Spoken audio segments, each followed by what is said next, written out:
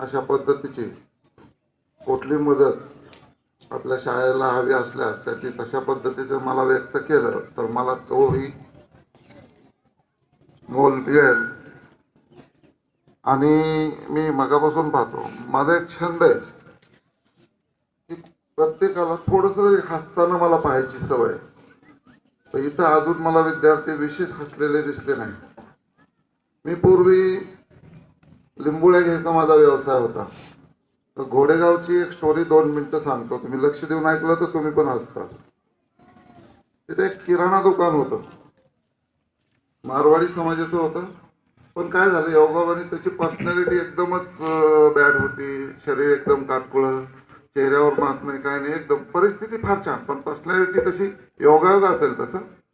पण मी असं डिसाईड केलं की ह्याला हसवायचं आहे, आपल्याला कुठल्याही परिस्थितीत आपल्याला ह्याला हसवायचं आहे. मी त्यांच्या किराणा दुकानात गेलो. त्यांना म्हणलं, साहेब गरा आहे का गरा? ते म्हणले आहे की. मग साखर आहे का साखर? ते म्हणले आहे. तूप आहे का तूप? म्हणले आहे. म्हणलं मग शिरा करून खा ना, असं मरायला लागल्यावर आणि का झाला? तर तो विनोद त्यांना आवडला. त्याच्यानंतर माझी त्यांची फ्रेंडशिप झाली आणि आमचं नंतर फ्रेंडशिपमध्ये रिलेशन झालं.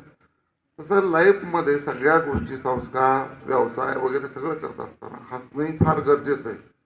तर आपण दिवसभरातून 2-3 व्यक्तींना तरी हसवलं पाहिजे, हा छंद जोपासा. एवढं बोलून मी 2 शब्द संपवतो.